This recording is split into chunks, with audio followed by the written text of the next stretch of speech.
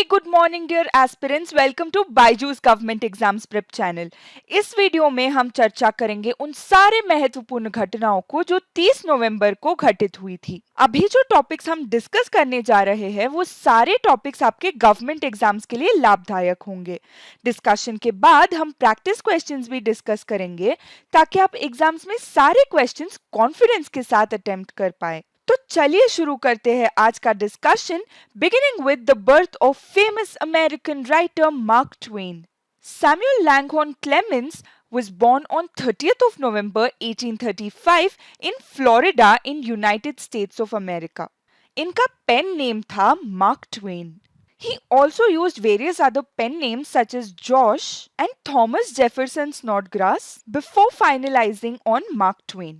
जब mark Twain 4 साल की उम्र के थे तब इनके फैमिली हैनिबल नामक एक पोर्ट टाउन जो रिवर मिसिसिपी पर है वहां पे चले गए। This town inspired the fictional town of Saint Petersburg in the adventure of Tom Sawyer and the adventures of Huckleberry Finn. यहाँ ये नोट करना इंपॉर्टेंट होगा कि इनके सबसे प्रसिद्ध नॉवेल्स है the adventure of Tom Sawyer and the adventures of Huckleberry fin.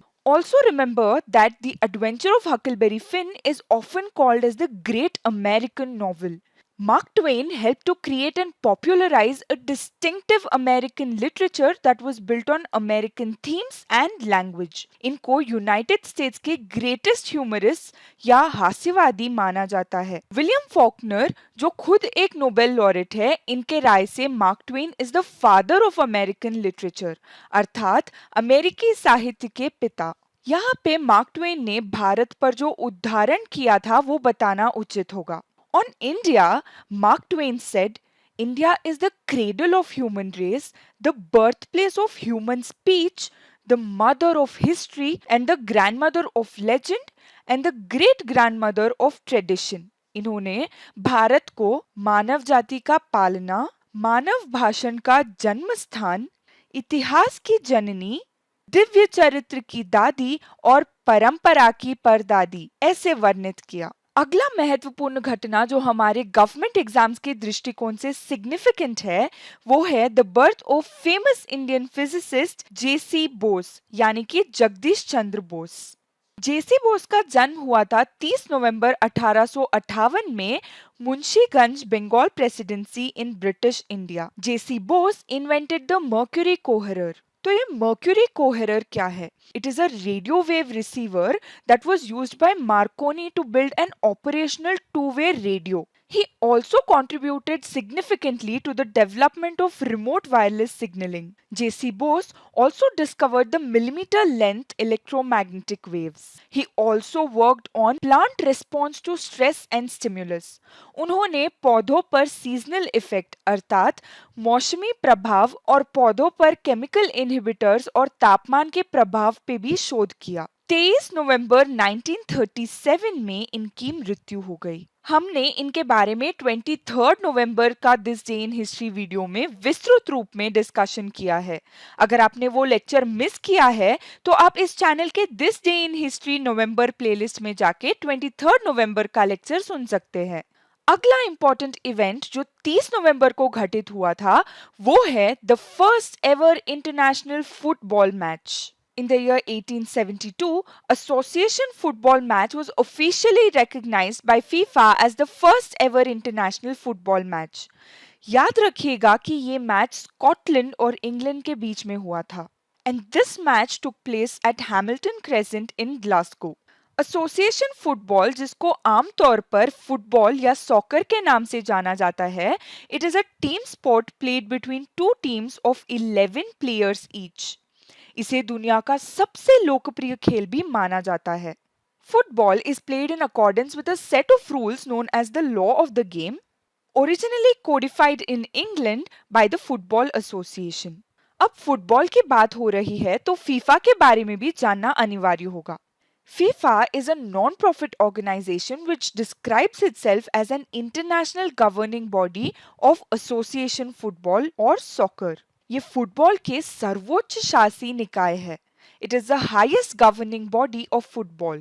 FIFA was founded in the year 1904 to oversee international competition among the national associations of Belgium, Denmark, France, Germany, Netherlands, Spain, Sweden, and Switzerland.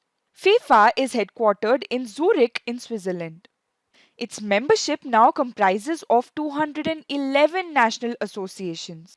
तो इस event से आपको क्या note करना होगा कि first ever international football match took place at Hamilton crescent in Glasgow. It was between Scotland and England in the year 1872. The next event to have occurred on 30th of November is in 1874 when former British Prime Minister Sir Winston Churchill was born.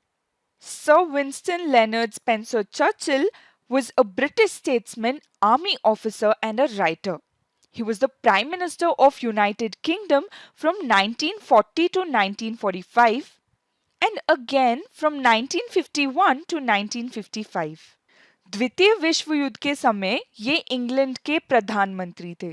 During the Second World War, he was the Prime Minister of England. Sir Winston Churchill opposed any form of autonomy to India almost throughout his life. He had a particular dislike for non-violent independence leaders like Mahatma Gandhi. वो एक ऐसे साम्राज्यवादी थे जो सोचते थे कि भारत कभी एक राष्ट्र नहीं बन सकता और भारतीयों को अंग्रेजों के अधीन ही हमेशा रहना चाहिए. अब बढ़ते हैं अगले इवेंट की ओर जिसके अंतर्गत हम डिस्कस करेंगे facts related to famous Indian historian Romila Thapar. Romila Thapar was born on the 30th of November 1931. ये सेना के डॉक्टर दयाराम थापर की बेटी है जिन्होंने Indian arm force medical services में एज डायरेक्टर जनरल सेवा किया है. She is an Indian historian whose principal area of study is ancient India. Romila Thapar is the author of several books including the popular volume A History of India.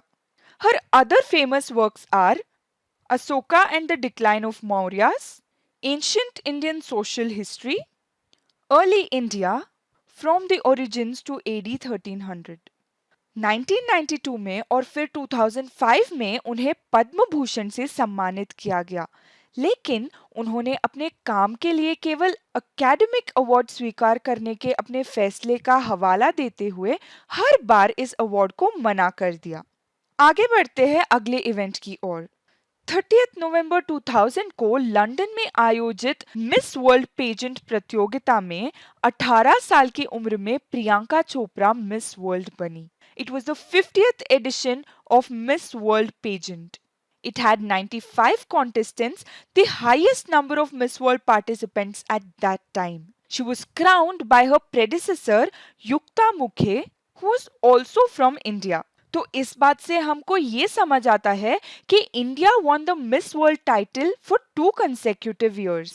Miss world के 49th addition के विजेता भी भारत से ही थी. Priyanka Chopra is the 5th Miss World and the second consecutive winner from India.